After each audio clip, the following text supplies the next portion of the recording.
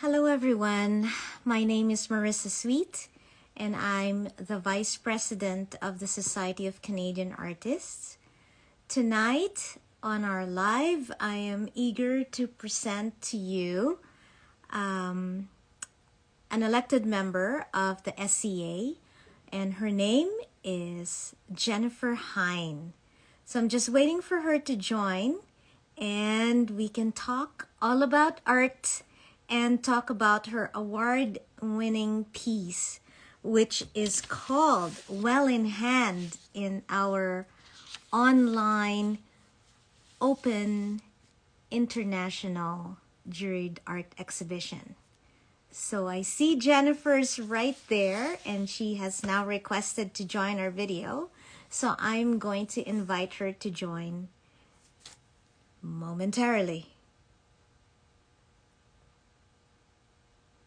Asked her to join and hope you can stay for about 40 to 45 minutes as we chat about art. Hi, Jennifer.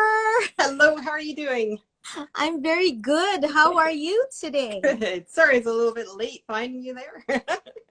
No, I was actually a little late myself. So I was adjusting my phone on my tripod here and whole phone fell. Yeah. So I'm like, oh my God, technical difficulties. I moved the easel and knocked my overhead light down, so I had to put a new light. So you know what happens backstage, right? Of course. Nothing ever works as it should do. Yeah. Anyway, Well, hi. Nice to see you. Nice to see you. I'm glad you have accepted to be our guest tonight. My pleasure. I have always been very intrigued by your work, and I wanted to interview you. And first and foremost, congratulations on winning the an honorable mention to the International Open juried exhibition. I was just so captivated by Well in Hand, and hopefully we have time to talk about that piece. Yeah, by all means. I actually put it beside me here so we can always pan over and take a look at it. So. Excellent. Lovely. But I'd like to introduce you to everyone who has just joined. You are receiving so many hearts. I just don't know if you can see it there. Good. But I think you are receiving many loves along the chat there. You know, that is really valuable because especially in the last year, 2 years now, we are always hermits, but without the chance to go out and have an outlet and have shows and see people and see the feedback. Yeah. You feel really isolated, and I'm quite happy most of the time, but you kind of send stuff off and hope that people like it. Yeah, no. Yeah. I think everybody feels the same way. Yeah, I believe that so. But you are receiving so many hearts. I don't know if it's from Adele or Marcico or these are probably all your friends from your career, your not beautiful people I know, career. but I'm happy to make new ones. Yeah. Well, wonderful. So let me just introduce you to everyone who's just joined in. Jennifer is a mixed media artist working in Richmond, BC. And she's inspired by the hunt for the unexpected beauty in the everyday and the challenge of expanding the vocabulary and means to which to express it. She's an elected member to both Society of Canadian Artists and a senior member of the Federation of Canadian Artists. She has been showing in professional galleries for 26 years, and her work is collected internationally. She raised in a family of professional artists in Victoria. Jennifer's creative capital has been refined by studies in art history, fine art, and design at various institutions, including University of Victoria, the Pennsylvania Academy of Fine Arts, and the British Columbia Institute of Technology. Wow! Jennifer is a member of both the Society of Canadian Artists and a senior member of the Federation of Canadian Artists, to which she also serves as vice president. Hey, Yeah. we're the same. Past chair of the Richmond Public Arts Advisory Committee and is currently the acting president for the Richmond Artists Guild. And you volunteer annually as the exhibitions director for the Grand Prix of Art. Yes, which is the You big fine are art like festival that we have in Steveston. Yeah. super busy, Jennifer. Yeah, it's amazing. I Where get do any you time get, to paint. where's your, where, I guess you manage your time really effectively. I work late nights. Actually, I'm probably not Yeah, that good a time manager. is that how you manage your time? So you paint during the day and then you do Largely. your admin work at night? Actually, I end up, because other people always interrupt you during the day, I end up doing the admin stuff during the day, and I end up painting quite late. So Yes. yeah, I would love to paint earlier in the day and it just sort of get everything wrapped up about 5 o'clock when my husband gets home. And I find that I can't really start until everybody's off to bed and it's like 11, but that's all right. we're slowly changing that because we had a dog until recently that would take up a good part of my morning. He was getting pretty old, so Yeah. now I don't have that couple hours that he requires in the morning, so I can start painting a lot earlier. But there's still, email and all that stuff that everybody else deals with. Wow. Yeah. Well, I'm glad. I'm also trying to manage my time. My father lives with us, so he is 93, and he does, need my help in the day to day. So I try to wake up early, and I'm not a morning person, so it's really tough. Yeah. Wendy Oh, Birmingham just joined, and she's a Yep. morning person. She's up by 6. And I'm like dreamland. But right now, I'm trying to wake up early so I can do a little bit of my own work before I get my dad ready for the day. So yeah, it's been busy, and it's a matter of just balance, right? Yeah. Yeah. Hopefully. We do some balance. Yeah. But actually it's been kind of nice and upside in the having all the social things blocked off for the last couple of years. That's that right. I've been Yeah. able to focus so much more on painting and be a little more productive and explore some things I haven't had a chance to do in a while. So That's yeah. correct. Yeah, with COVID, because our shows were canceled, right? And even like our meetings would have been either in person, they would be just virtual. It Yeah. does free up a lot of time, right? So although we do miss the social interaction, and I do miss it a lot, and especially openings, when we have openings, like I miss meeting all my friends and just chatting. Yeah, And absolutely. catching up, right? Yeah. Yeah, yeah. So hey, congratulations on winning the SCA International Open Thanks. Exhibition, and winning that honorable mention. It is such a big show, and to get an award for such a big show, and it was open, it's international, Yeah. and Yeah. it's amazing, and I was so inspired by your well in hand Yeah. entry there. Can you talk about that, and maybe you can Sure. pan I'm so gonna people pan can over to, you see? can't see all of it there, I don't think, but most of it. So you can see, it's about 40 inches tall. And so I love painting hands anyway. But of course, with all the focus that we had on hands and sanitation and washing them last year, Oh, I was that's thinking, right.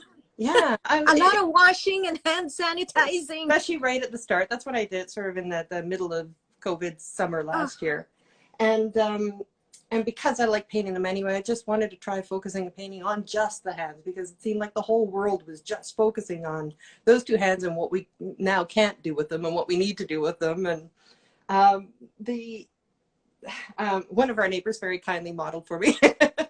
I had him sit about 6 feet away and had his wife pour water over him. oh, But wow. yeah, so I wanted to get some, just a little bit of the sheen of the wetness of them being washed, and also to try and evoke an interesting gesture, because hands are just uniquely expressive. They're one of our most expressive features. Right. And I just love all the things that you can do with them. So something that expressed a little bit of the compassion and vulnerability and just caring. And some of the good things that were coming out of last year were represented with Yes, that. You know, people that's right. volunteering to help each other and taking food and money to food banks and people Sure. who couldn't get out of the house and stuff like that. And I thought on the downside, so much evil news in the world the last couple of years. Yeah. It was so nice to see people living up to their potential to be compassionate and social that I wanted to sort of evoke that heart shape. It's got vaguely an anatomical heart shape and an Yes. open sort of welcoming gesture. So that's where the inspiration was. So how did that all happen? So you had him model for you, Yeah, yeah. and And so I've got a long lens, so we were able to keep well distanced. And yeah, it was so did fun. you paint it from No, from live, or you no, because took I, a bunch of pictures yeah. and used it as your reference material? Exactly. Yeah. And I was originally going to maybe do them with the water falling on them, but I found it was getting in the way too much. It got in the way of the details that I wanted to show. So we have it just Right. after they're washed and still a little bit wet, and Yeah. hopefully a little bit painterly still. There's a few, a few sort of, Yeah. sorry, hopefully that's not too fast for you.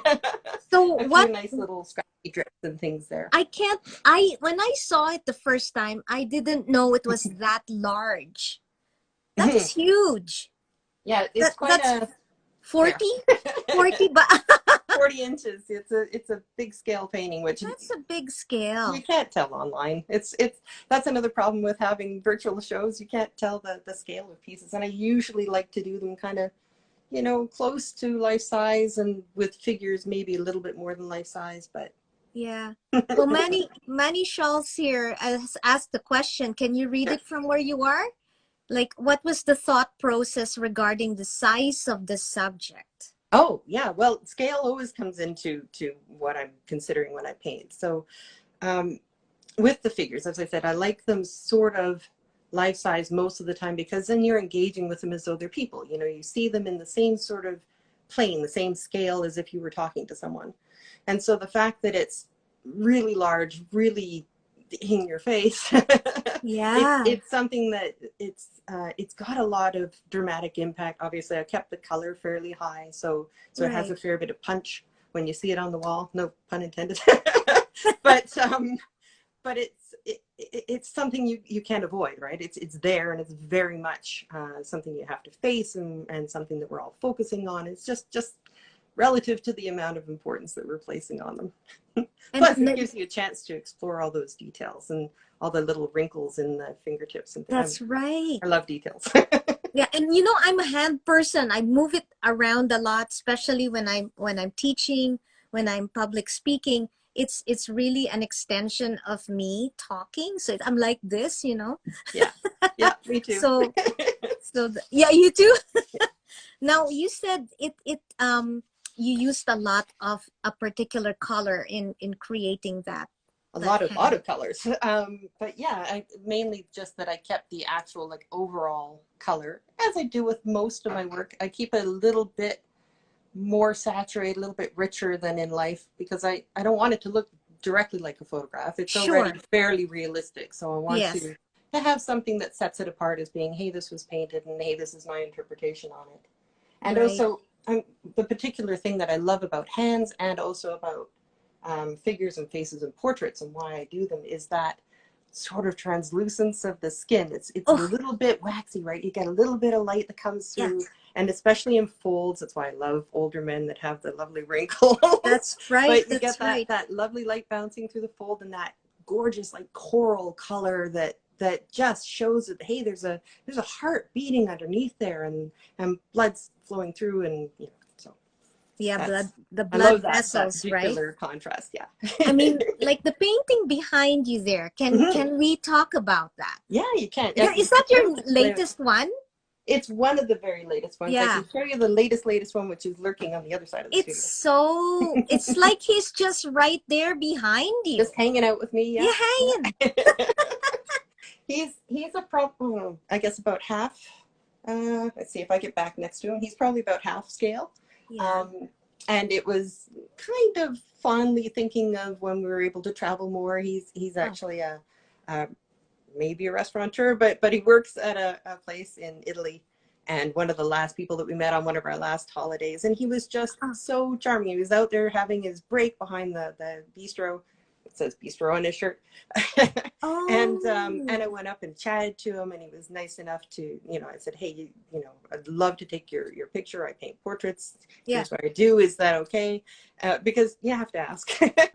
And he Of was super course. nice about it, and just so welcoming and generous with his time. And yeah, so it was a lovely interaction. And that's what I love about a lot of the portraits is the interactions that I know went into the back part of them, that hopefully some of that comes across when you see the painting. But Oh, that was he is really so candid there. yeah. Almost shy, but very accommodating. Yeah, it's got a So wonderful welcoming open face, I think. Yeah, so where is this? Was this in Italy? it's just Oh, outside of Florence, actually, in a place called Fiesole, which is a nice. beautiful town up on the hills above. Yeah. So have you been in touch with him to show him No, the painting? I actually make a point of not learning too much about the person that I want to paint. For the Mm, most part, I like to sort of seek the inspiration and take it, and then try and not overlay it with all sorts of baggage about their actual stories and things, because sure. kind of like writing an artist statement, I want people to experience it and infer their own narratives. And the same with me. I want to be able to play with it and go, okay, I don't have to think that he's a fisherman and he's got a wife and 3 kittens. So Oh, that's right. That's I right. want to be able to kind of structure my narrative according to my own completely selfish desires and whatever I Yeah. want for the painting. So Yeah. no, I just asked permission, and I haven't sent it to him, but maybe he'll see it on socials. Maybe if he's following you, Yeah. right? If he's following your website, Yeah. he might see it and then he might be in touch. What if he wants to buy it? What do you do with situations like that? It depends. I've had one subject, I've had a couple of people who've actually reached me through social media because they've, had someone, hey, say, this is you, isn't it? And then they contact me and we're chatting away. So one of them I'm still friends with, and I'm so glad I had the opportunity to meet him through, asking if I could paint him, and a couple I've had some good conversations with. So it's just, I haven't met anybody yet who specifically wants their painting, but I've had a number of people who go up and say, that's got to be my uncle so-and-so. And it's like, "Mm, Ah, it's not." yeah, But I'm glad you recognize the likeness of someone real in it. So yeah. Oh, lovely. Now you mentioned you are a mixed media artist. So behind, like the background of that yeah. painting behind you, it looks like gold leaf to me. Oh, well, So, that's probably the glare from the light right now. oh, It's mainly sort of an olive green. Let me see if I can does that help? that does. It um, does. It this sort one's of actually not so much mixed media. It's just oil. just oil, Yeah, I've been doing more and more just oil rather than mixing all mixed of the media. media. Let me just Yeah, pull that light again. yeah. Um, but but generally, and for the past almost 20 years, I would say, I progressed from doing acrylics to I'm trying a whole bunch of other things as well. I did encaustics and um, a lot of collage work, Yeah. collage with painting over top, not just collage on its own. Mm-hmm. And then finally, when I sort of got into oils and realized how gorgeous they were for portraits, I wasn't Mm-hmm. willing to let them go again. So they're always part of my practice now. And I use water soluble oils. Yes. So it's actually the same medium my brother uses. They're not, you don't have to use any solvents or anything. It's almost the same as working in acrylics, but a little bit slower drying. Right. And I can do everything from like a watercolory effect to the heaviest possible impasto. Right. As you can see, this background's actually got a bunch of mineral spirits to make it sort of You bloom let it in drip. interesting, translucent ways. Yeah. I love it. And thanks. And yeah, the oils do everything I need now. So I'm sort of using the acrylics less and less, but I've always, up to now, previously done my underpainting in acrylic. Yes. And I Yeah. still am kind of tempted because the background on this has taken so long to dry. Oh, And so I'm just used to being more impatient. So I like yeah. to do that initial underpainting, which is, it's not just, like painting it one orange or something like that. I actually paint in very translucent. I use transparent pigments. Mm, Paint the shadow areas in specifically with a lot of interest and brush strokes and mixed color and maybe some alcohol to give it little bits of serendipitous blooms that I can't actually control, because I sure. like Yeah, having yeah. a little bit of things in there that I can't control. Yes. And then when I finish the oil painting over top, hopefully you can't tell which layer is which. I mean, I integrate them pretty clearly and can match the colors. It's my only superpower. I can match colors. I can match the colors in the finished version with what was in the underpainting, so that Oh. I can keep the background where I want, and I can build it up to something richer and creamier with the oils than I could possibly do in acrylics.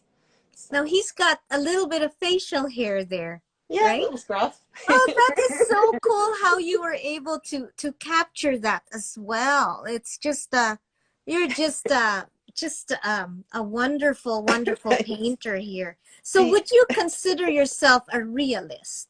I do definitely, because they are all realistic. I tend to use either representational or figurative, because Mm-hmm. I do sort of tread the line between realism and impressionism a lot of the time. Yeah, yeah, Going back to that scale thing for portraits and for birds, which I do a fair bit of, they yeah. tend to be more straight up realistic with maybe an impressionistic background. Mm-hmm. But landscapes, I just love transposing the scale. So for little things, I like them to be big, and for big things like landscapes, I want to make them as small and postcardy as possible. So my Oh my landscapes are goodness. conversely really impressionistic, and I like doing them on a small scale. I don't really Wow. I tried for years trying to fit a square peg into a round hole, because I have all Yeah, this wonderful yeah. reference from years of travel. I thought, for sure, obviously I'm going to paint landscapes. Everybody loves landscapes. Mm-hmm. And I just don't enjoy it as much. I like things that live, and I like Yeah, curvy, angular, you know, I like bodies. It's something I yeah. can transfuse a little life into. It makes a really big difference to me as I'm executing it when I see it come to life. And then I'm all excited again. So Mm. so So I'm pretty much you stuck have painting organic things. but you have four major things that you I would you say you two tend to now. go back and Yeah. forth with, right? I tend to mainly stick to the two, birds and people. People. I do really like entering juried shows, because it gives you a challenge. I set myself out at the very start of painting to make sure that I sort of tried all the media, found what I wanted, tried them all, so that I wasn't missing anything. I didn't know I found my favorite media until I tried them all, and make sure that there was nothing that I couldn't paint, because I never wanted what I wanted to paint, my vision, to be restricted by my abilities. So I don't want to Mm. just paint, big loose landscapes. If I could do portraits, and that's what I want to do, and that's how I ended up. That was the last challenge. I sort of got to everything else and thought, okay, well, everybody says figures are the hardest. So I started doing figures, like, wow, these are great. I can see why You people enjoyed like it. them. Yeah. And then I stick with them, because they're not by any means the things that sell the easiest. Flowers, landscapes, much, much better, especially on the West Coast. There is no established market here at all for figurative work. But Oh, I did not know that. yeah, I can't, I wouldn't, haven't, to be fair, found a gallery, haven't tried finding a gallery in Vancouver, but I also haven't seen a gallery in Vancouver that really does figurative work. Um, but um, but when I have them around, and when I go to shows, and when I look at the artists that I most admire online, they're figurative artists. And the Right. pieces that I have around the house that I've done before, that I still love and read things into, and I'm still getting stuff out of them 10 or more years later. Yes. um, they tend to be the portraits. I just, I keep reading things into them, and the landscapes I love. And it's like, oh, I had a great day plein air painting when I, sketched that, but they don't hold the same fascination for me. So Uh, yeah. So who carries your portraits? Do nobody. you, I put them in juried shows, and then they hopefully you know, Can hang be around seen here by and a somebody gallery. maybe finds them on my website. Yeah, That yeah, is, to be fair, part of the reason why I joined the SCA, actually, because there is much more of an appreciation for figurative art back right. east, and Yes, definitely on the continent. So, you know, I would quite love to have a gallery in Italy. I haven't really tried looking for one. We tend to tour when we're there. oh but wow, that would be lovely. but Montreal or Toronto would probably be a better location. I follow a few galleries there, and they have some fabulous figurative work. So um, part of my whole reason when I first got my, I guess, associate membership with the Federation, I thought, Okay. well, I have a portfolio together and I wasn't laughed at. I feel like I don't have too much to apologize for in my practice. I feel like I've kind of got to a place where I'm comfortable putting my work out there and getting the feedback. And I thought, well, you know, what other places are there that I could join? Who else do I want to talk to? And I thought, well, you know, I want to talk to artists across Canada. And the Federation does that, though, you know, Yeah, being based in the West, it's still West centric. right. It's slowly sort of expanding. There's chapters in Alberta, and now there's a chapter in, There's a chapter in Toronto now. there is a fairly new chapter in Yeah, Toronto. But yeah, I thought it would be really great to have opportunities to send pieces back to Toronto and Montreal and get to know right. the artists there, maybe get to know the galleries there. Plus, just the fun of being able to have to go visit Toronto and Montreal when I have a That's show right. opening. So You have to I join the elected members jury show do coming in the usually. I fall. actually got an honorable mention in that one last year. Yeah, yeah, you have to And join. It's going to be out I'm hoping east to. in New Brunswick, okay? Oh, okay. Yeah, and the Mary Pratt Award is huge. Yeah, it's So considerable. It's a good society. I it's love yeah. the showing opportunities have been great, and you guys are, this live thing is wonderful. So there's some interesting chances to network and meet other people. I've met so many people from Toronto now that I would never have had a chance to before. Oh, It's been really lovely. fun. Yeah. Are you in our Facebook members page? You have Oh, to you bet. join. You bet. And I follow you regularly. I click on all your things on social media. Excellent. Excellent.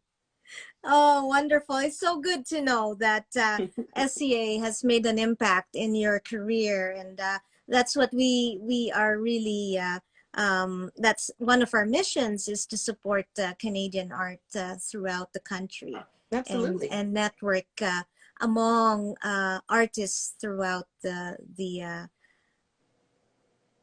the Fascination. yeah, Yeah. yeah. Yeah. I know. Yes, thank I you. think I first saw the initials on a couple of the artists who show at the Federation. It's like, oh, what's this? And I started looking it up and realized that it was sort of more based back east. I thought, well, you know, if they're showing here, maybe I can show there, and maybe we can bring some of the stuff from Toronto. There's different landscapes and, you know, different viewpoints and totally different styles, especially Oh, I noticed around Quebec. There's very continental sort of style that is distinct in Canada.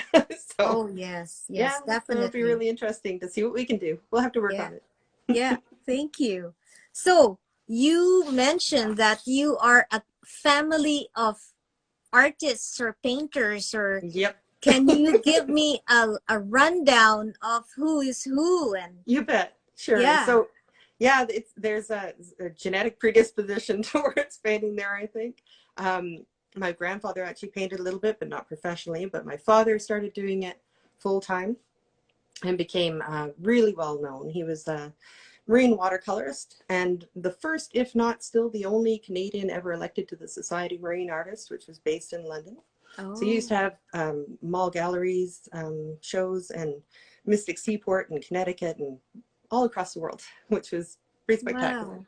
And of course, we were spoiled for a real job because we had mom at home, and she'd actually done art training in England, but she sort of managed the family and the business, which was more than enough.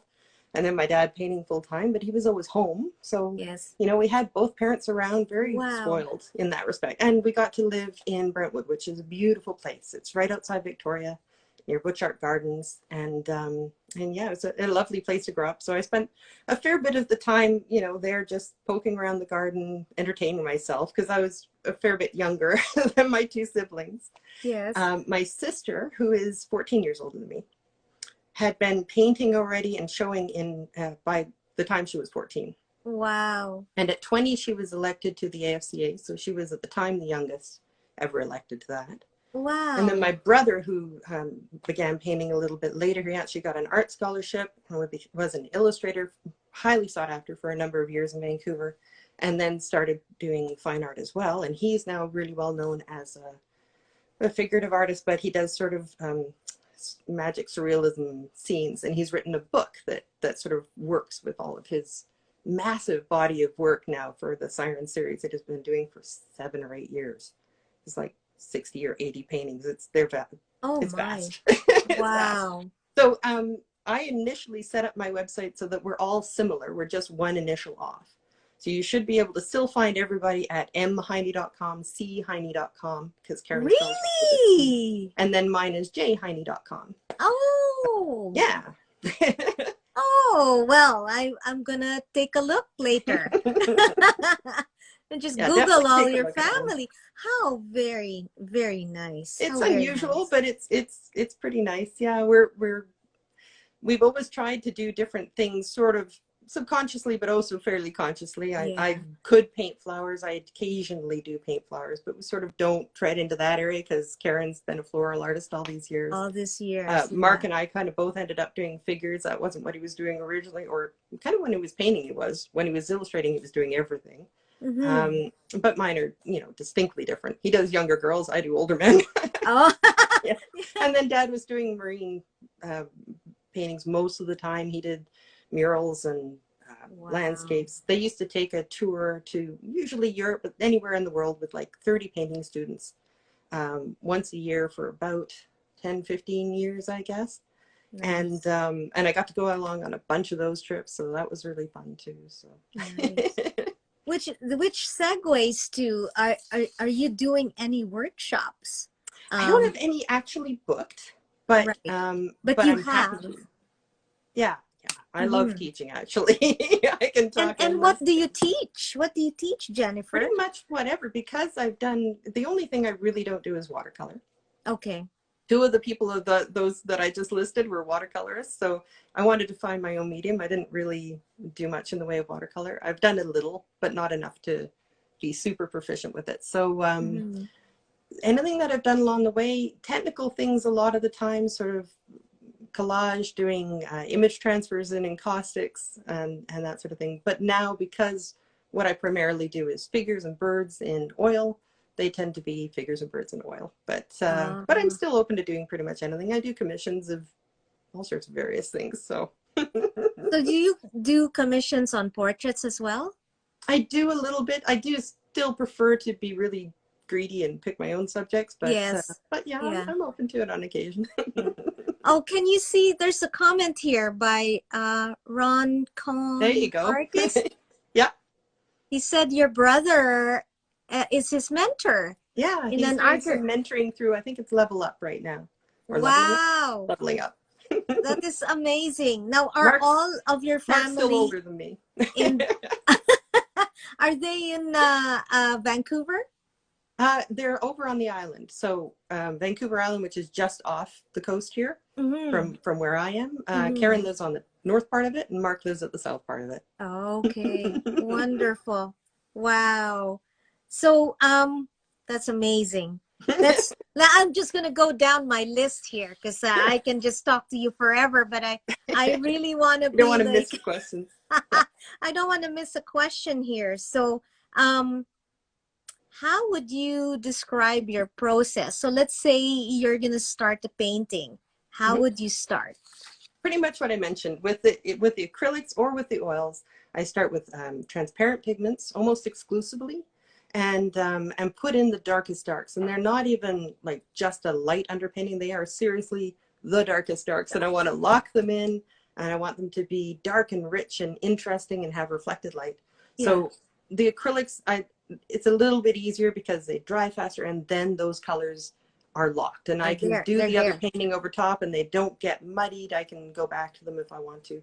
I really like doing pieces on panel now, so I can do some scraping and rolling and all sorts of different stuff. So I'm having more fun in the last few years with some alternate painting methods, using squeegees and rollers and things like that. You can see it in the final piece because, you know, it ends up a certain level of resolution overall. Yeah. But really big brushes and moving more masses of paint around, which is kind of nice because, as you can see, I do really, you know, detail is not the issue. I love focusing on the detail, but I want to bring more animation to it and just change the way I'm doing things all the time. I always like growing and learning new things. Oh, yeah. Yeah. So if in a day, like what's a good day of painting for you? You mean in terms of hours or what I Hours. actually Yeah, achieve? yeah. Because we are managing our time, right? So I what's am a not good the person day? to look at for good time management, but if I was to plan my subject matter or something during the day like I was earlier today, sort of sketch out some thumbnails, probably pick my board. Hopefully I will have already figured out what scale it's going to be because that board will have needed to be sealed and gessoed before that. Right. Yeah. I am currently a little bit obsessed with my clear gesso. And Yes. it's not even leaving the wood behind it. I've actually been using it over top of my regular white gesso because Mm. it's got this lovely tooth and Mm. a little bit more absorbency. So when I do those Oh. big washy backgrounds, I get some really interesting effects that I've never seen happen with the oils before or Oh. even with the acrylics before. So Yeah. I'm kind of starting to paint everything on the clear gesso, which is quite fun. What is Um, it? Liquitex? What are this you one happens using? to be Liquitex. Yeah, I Liquitex? Yeah. actually like this better than the first one I tried, and I can't tell you what brand that was. I don't remember. But actually, if you can hang on just a second, I'll grab one and show you. Yeah, that would be amazing. Yeah, for sure. I did this one as a demo in, I think it was April. Can you see the whole thing in the frame Oh, there? yes, So of you can see course. this is a watercolory background, really drippy and loose and light. Yeah. And it's got, I don't know if you can hear that, but that sort of Yes. sandpapery. Yeah, it's got like a I sandpapery did not finish. see. Yeah, I never used the clear gesso. Yeah, I love So I didn't know it. it has that tooth that you mentioned. I don't know that they all do, but that Liquitex does, and it's one of my favorite things. So I've been using it over the white because that transparency, I think it probably comes from being in a family full of watercolorists. I don't want to abandon that beautiful layering and transparency that you can get. I can do it Mm-hmm. in the oils, I can do it in the acrylics, but as much as I admire some people who paint just, you know, typical atelier method with layers and layers of opaque paints, I love that glow that you get and uniquely get when you put transparent colors over white. Oh, So if you put the gesso on and you put a little bit of the clear gesso over top, and then I can do all my big splashy acrylic or oil background painting-y things and get that interesting texture and drips. And then I can finish it into something that's a little more resolved and representational. So mm. Oh, we have a question here from Manny. Manny I saw Schultz. that. You see?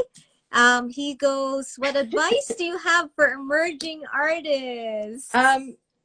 Probably be open to being embarrassed and failure. Like Yeah, definitely take more chances. I was big time. far too hesitant to and I still am too hesitant to approach galleries, too hesitant to put myself out there and say I was an artist. Largely, I mean, that comes from being in the whole family where I was sort of fiercely defending my father against everybody at school and say, oh yeah, my grandma paints too. And it's like, no, it's different. Like he Yeah. supports the entire family by painting. There's a difference in level there. He's a Oh, yeah. professional artist. He's been doing it for 40 years. Yeah. Yes. and Yeah. and so I It's was a probably livelihood.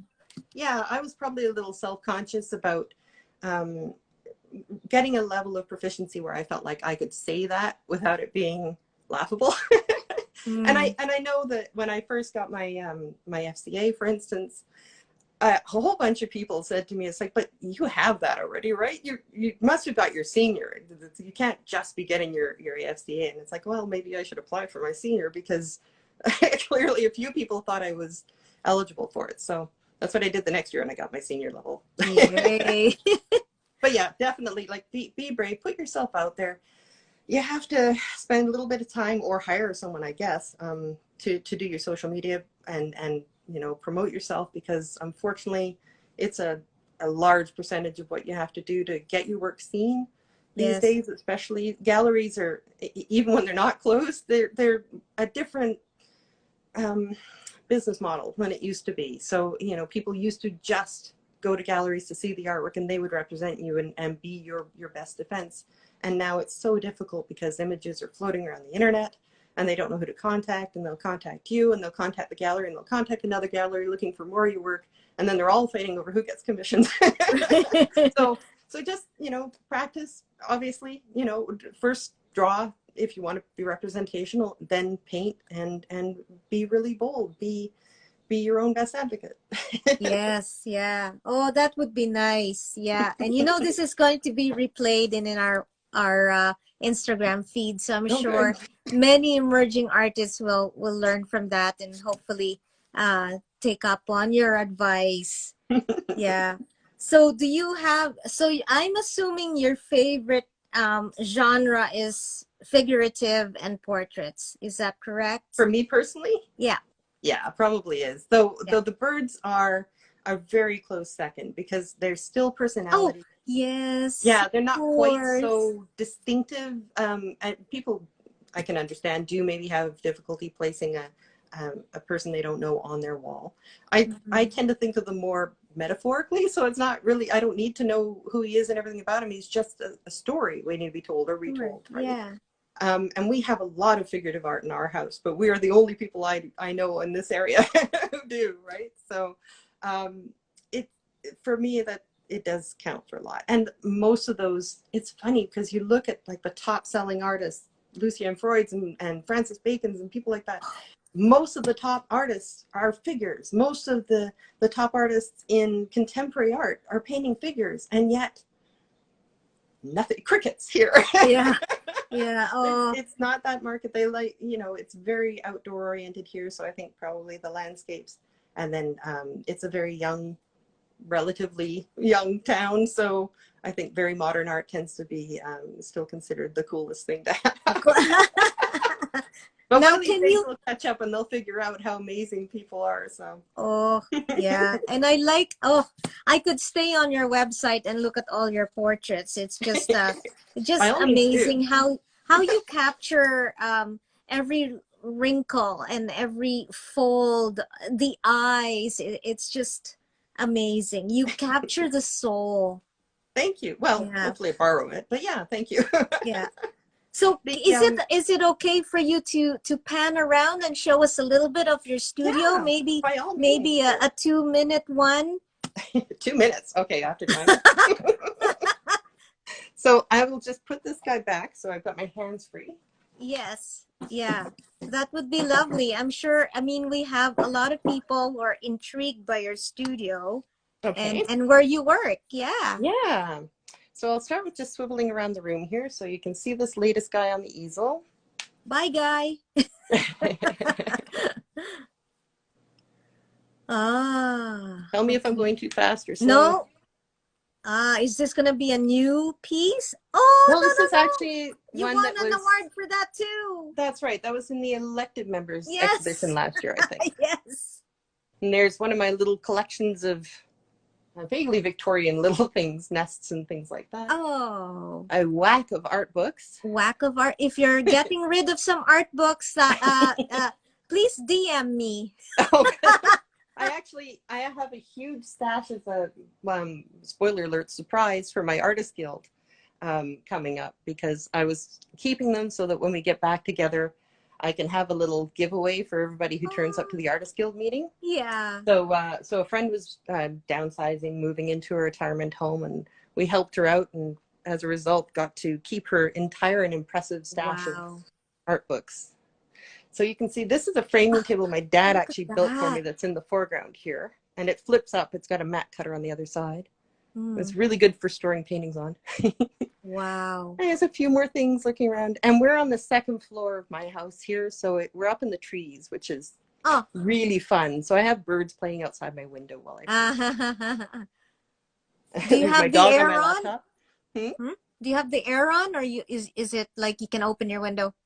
A little bit of both. My husband's home and he has a lower threshold than I do, so the air's on right now. Nice. There's the well in There's hand. well in hand. Yeah. Amazing title too that you came up with. Well in hand. It's just it fits. It's an all-around good title to your I piece. I aim for titles. I'm just going to shaky cam it here a bit and show you a bit more of the setup. It'd be so much easier if I had it on the other camera. So can you see all that? There's my Oh yes. cabaret. I Yes. keep my oils in one of those stay wet palettes so they stay Sure. wetter. Yep. Okay. Oh, we have the same chair. And there you go. And I have my iPad on a, oops, sorry, wrong direction, on a mic stand so I can paint from my reference right next to me there. So your reference comes from your iPad? Yeah, Yeah. it's a little bit easier for getting Yeah. getting to all the details and a little more luminous color. Yeah. Yeah. Yeah. You go like this and then it zooms in right away. Yeah. Yeah. Excellent. Well, thank you for that. That was, No see, worries. that was 2 minutes. Oh, That good. was excellent. So I think we're ready for a rapid fire. Okay. So do you have a drink in hand? I don't. I should have asked you. I should have told you that when rapid fire comes, you can have a little cheer. Oh, well, that will probably happen after. I don't know if you've noticed the affiliated feeds to my Instagram feed, but my husband, we've been wine collecting for a long time, but last year during COVID, he started doing cocktails in a big way. I'm posting pretty much a cocktail a night. So there is definitely a cocktail in my near future. Yeah, well, take a drink because rapid fire is coming to you now. Okay, so living or dead, who is your favorite artist and why? That is really hard because I have a huge amount of inspiration. I'm going to say long time, probably my longest love is Sargent, and my newest discovery is Francois Bard. Oh, Gorgeous. wow. Why? Why? Oh, well, just the way they handle figures. Sargent can do anything for a start with just the most amazing economy, and that that creaminess of the whites, walking up to and getting as close as I could before the security guards told me not to at like the Metropolitan Museum. You're up this close to the Sargent trying to see how he got He did it. fabric to look like that. That's what got me so obsessed about oils in the first place, because they do that. They just do that silky, creamy thing when you mix them, which is lovely. So yeah, that's largely why. But if you look at Sargent's watercolors, oh my goodness, like the brevity, the clarity of color, the values, the rendering is of course perfect. Anyway. You could go on and on, yeah?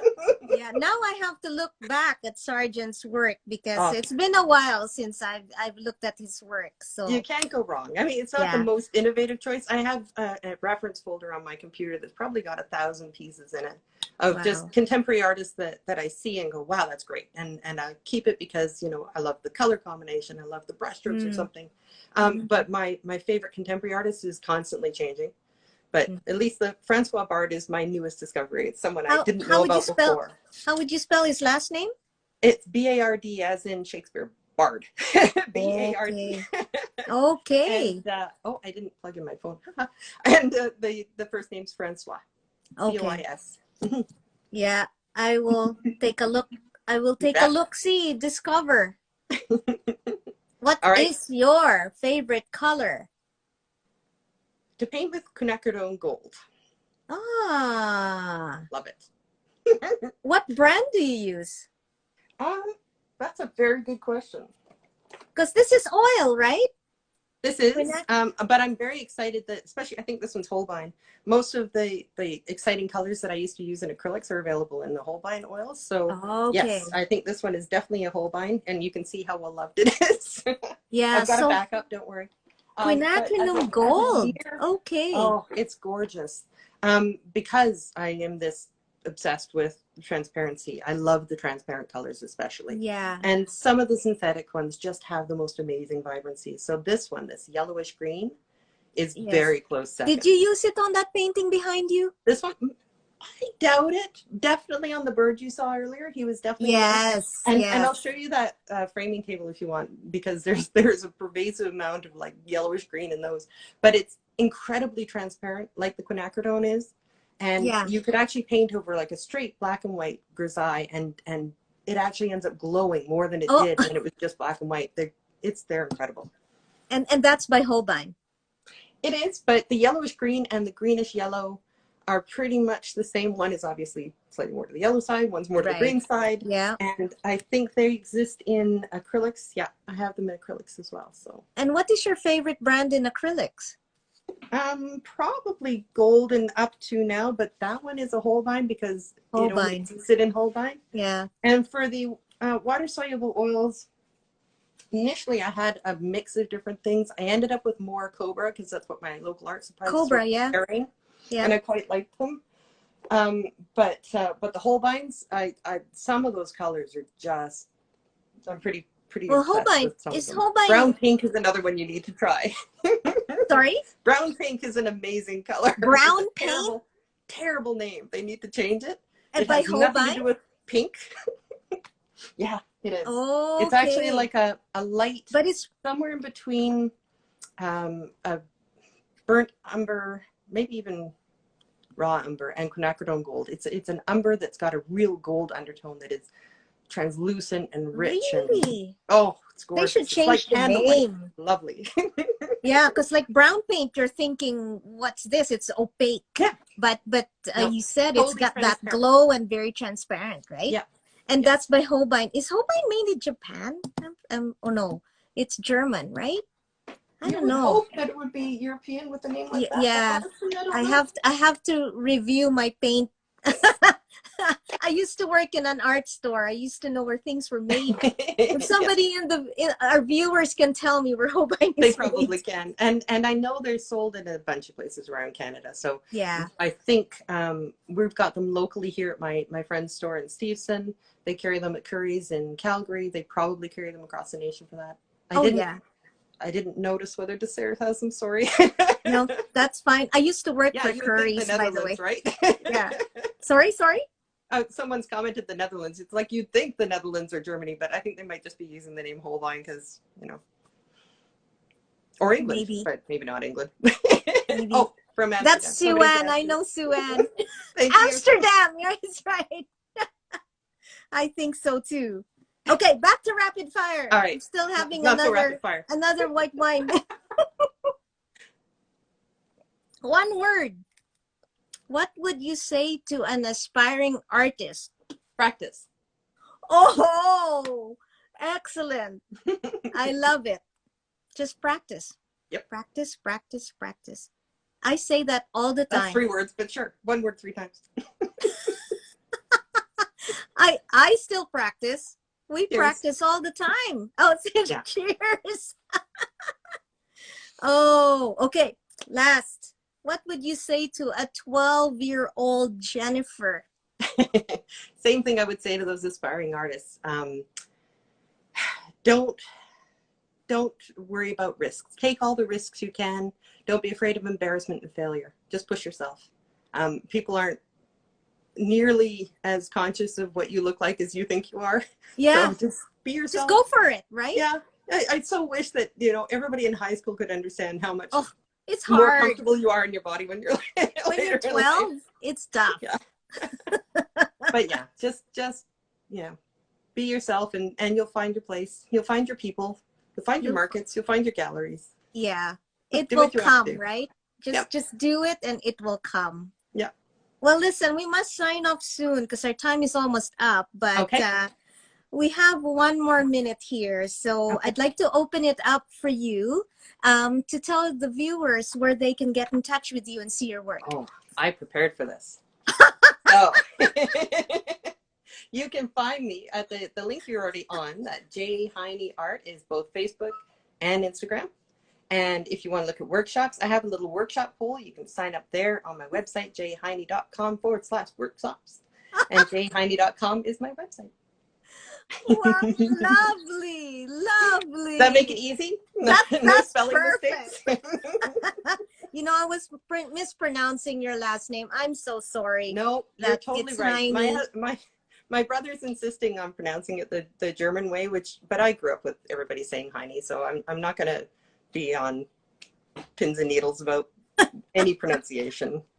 you get my name at all, I'm happy. Well, my dear friend, thank you so much for Thank you for joining the us chat. and sharing your studio with us, your practice, your thoughts, and your encouragement to everybody watching right now, and to the SCA membership, and for the world Thank you. to meet you and get to know your work. I Come hope you and had a come good and join time. me. Yeah. Like things, follow me. I'd love to chat more. Feel free to follow me on social media. I'd love to meet new people. Thank you. Yeah. And Well, thanks so thank much you. for this.